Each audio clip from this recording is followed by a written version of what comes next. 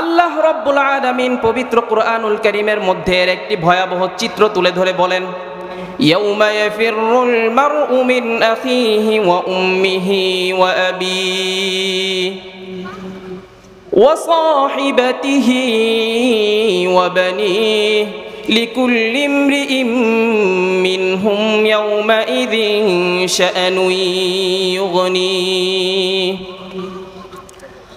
আল্লাহ রাব্বুল আলামিন বলেন, কিয়ামতের সেই কঠিন বিভীষিকাময় সময়ে কেমন হবে সেই চিত্র। আল্লাহ রাব্বুল আলামিন বলেন, ইয়াউমা ইয়াফিরুল মারউ মিন আখিহি, সেদিন ভাই ভাইকে রেখে পলায়ন করবে। যেই ভাইকে আমরা দুনিয়াতে একটু বুকে জড়ায় ধরার জন্য কত আকুতি মিনতি করি, ভাই যদি অসুস্থ থাকে, ভাই যদি বিপদগ্রস্ত থাকে, ভাইয়ের পাশে দাঁড়ানোর জন্য আকুতি মিনতি করতে থাকি। আল্লাহ রাব্বুল আলামিন ঘোষণা দিচ্ছেন, কিয়ামতের ময়দানে ভাই ভাইকে রেখে পলায়ন করবে। এর চেয়েও কঠিন অবস্থা হবে। আল্লাহ রাব্বুল আলামিন পবিত্র কুরআনুল কারীমের মধ্যে বলতেছেন, ওয়া উম্মিহি ওয়া আবিহি। আল্লাহ রাব্বুল আলামিন বলেন, সেদিন সন্তান পিতা মাতাকে ছেড়ে পালিয়ে যাবে।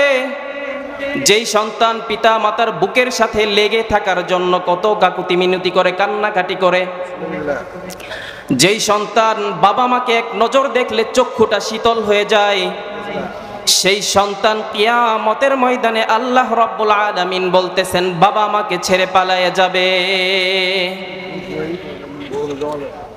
এর চেয়েও কঠিন ঘোষণা আল্লাহ রাব্বুল আলামিন বলতেছেন, ওয়া সাহিবাতিহি ওয়া বানিহি।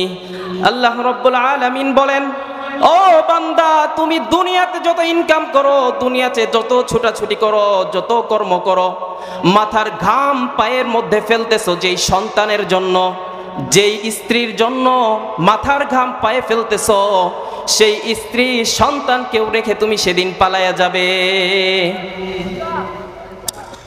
কেমন অবস্থা হবে? যেই সন্তানকে এক নজর দেখলে আমার চক্ষুটা শীতল হয়ে যায়, যেই সন্তানকে এক নজর দেখলে আমার বুকটা শীতল হয়ে যায়, স্ত্রীর চেহারার দিকে তাকাইলে চোখ দুইটা শীতল হয়ে যায়।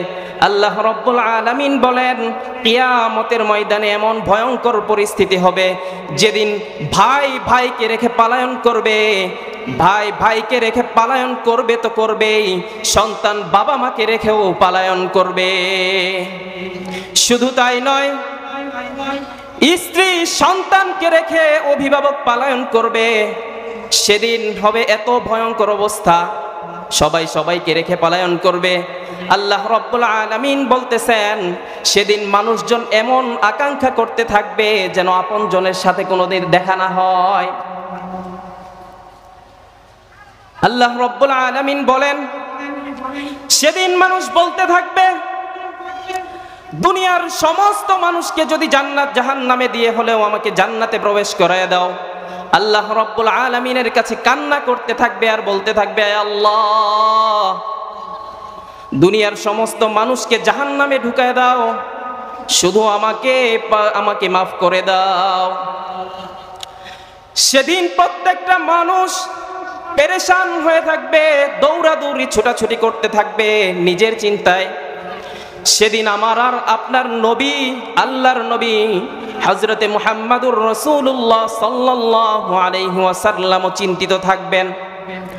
সবাই চিন্তিত থাকবে নিজের জন্য, আল্লাহর নবী সেদিন চিন্তিত থাকবে উম্মতের জন্য। আল্লাহর নবী কি করবেন? আল্লাহর নবী একবার দৌড়ায় চলে যাবেন হাউজে কাউসারের দিকে। হাউজে কাউসারের দিকে যাবেন আর চিন্তা করতে থাকবেন, না জানি আমার কোন উম্মত হাউজে কাউসারের পানি থেকে বঞ্চিত হয়ে যায়। সেখান থেকে দৌড়ায় দৌড়ায় চলে যাবেন পুলসিরাতের দিকে, না জানি আমার কোন গুনাহগার উম্মত পুলসিরাতে আটকায় যায়, পার হইতে পারে না। আল্লাহর নবী পেরেশান হয়ে যাবেন উম্মতের জন্য। সেখান থেকে দৌড়ে জাহান্নামের দিকে চলে যাবেন, না জানি আমার কোন উম্মত জাহান্নামের মধ্যে দিয়ে দেওয়া হয়। আবার সেখান থেকে দৌড়ে আল্লাহর নবী চলে যাবেন মিজানের দিকে। না জানি আমার কোন উম্মতকে মিজানের পাল্লায় ওজনে ধরা খাওয়ায় দেওয়া হয়। আল্লাহর নবী এইভাবে ছুটাছুটি করতে থাকবেন উম্মতের জন্য, আবার সময় করে আল্লাহ তাআলার কাছে সুপারিশ করতে থাকবেন উম্মতের নাজাতের জন্য। এইভাবে যখন ছুটাছুটি করতে থাকবেন, আল্লাহ রব্বুল আলামিনের কাছে কান্নাকাটি করতে থাকবেন আমার আপনার নবী।